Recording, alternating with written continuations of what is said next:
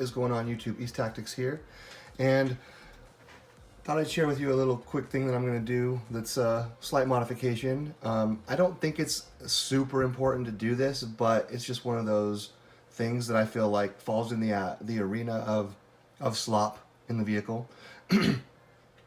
So if you take a look at the front bumper here, I've taken off my RPM bumper, and for this specific setup, you'll notice there's a gap here. So this right here is the part that you use.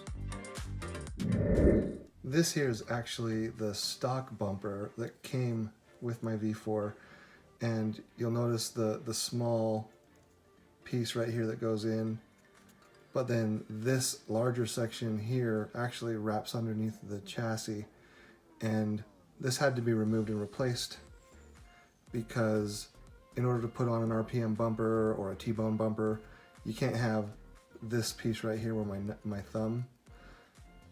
thumbnail's touching, because again it wraps underneath the bottom of the chassis and it needs to be flush for you to mount those bumpers.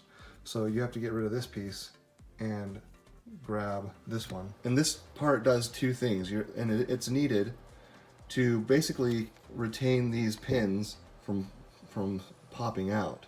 If you notice here, there's a little nub right there, and when this slides in like so, there's definitely a good sized gap between the butt stop and the pin. And so, like I said, I don't really think that even if the pin slides out and hits against that butt stop there, that it's going to end up pulling out back here. However, I feel like that's just a gap that could be filled. And actually I was going through one of my other videos that I created a long time ago, and here's the video. If you look closely, you can actually see that my right one is sticking out really far actually, and that's a little bit disconcerting. So I'm just like, well, I figure I'm going in, if you remember, I snapped this piece when I was doing one of my jumps at that skate park, and so I picked up a new one. It basically comes in this package right here, part AR330230, and it comes with all these extra accessories, turnbuckle, rod ends, and stuff. So I got a ton of those now. Anyway, you do need this piece if you're not running a custom hinge pin kit in the front. Most of your third-party hinge pin kits actually kind of, instead of it being a thin red piece that's open-ended, it is closed off, so it covers, and it stops those pins from coming out. And I actually do plan on upgrading to the M2C front hinge pin, and also this one back here, which you can't see very well because it's dark. Anyway, so what I'm going to be doing right here is just a small modification to kind of fill in that gap that you see right there, because I don't want my pins sliding out at all while I'm running this setup. So what I'm going to do is I've got my nut kit here, and I'm going to grab one of these M4 nuts. I'm going to actually use this to fill in the gap.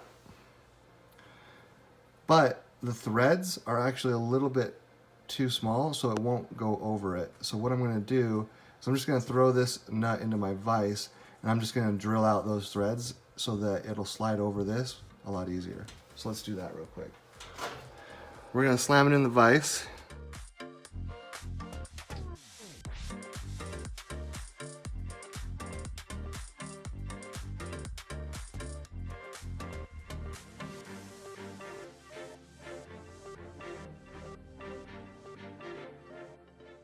All right, so now that I got these cut, I'm just going to go ahead and slide them over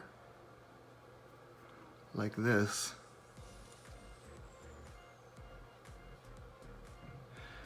And now, when I push this thing on, completely fills in that gap. And it'll be tight enough that it shouldn't go anywhere. So now let's see if we can't get the bumper back on.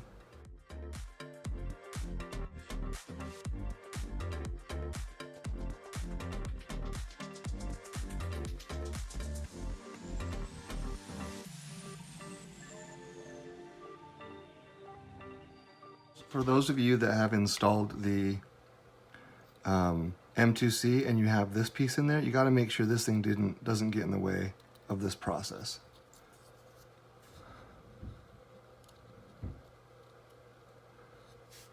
Get this back in there.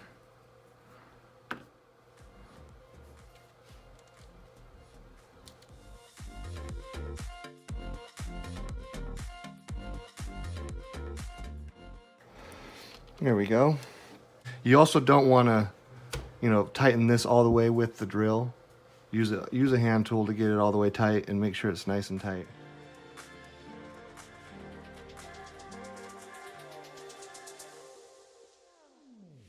Anyway, so there you have it. I feel like there's two benefits to this. One, you're not going to get the bar sliding back and forth anymore, which again, I don't think it creates too much of an impact unless this gets loose or breaks or like shifts somehow, and then maybe you might end up coming out back here. The other benefit is getting rid of the gap here sort of strengthens up this piece, and I think would probably lessen the likelihood of, on a hard nose landing, it snapping like it did on this jump. I mean, it still may snap, but I think the chances are less likely because there's no, it's like a solid unit now. I think it actually strengthens it up quite a bit. So.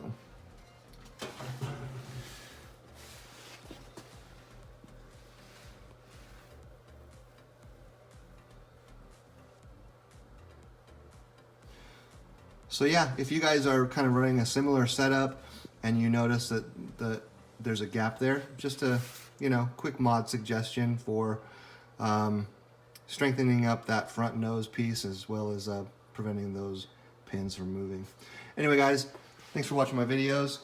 Be sure to check out my library. I've got tons of videos, different kinds of outside the box thinking tactics that just help make our Arrma vehicles better.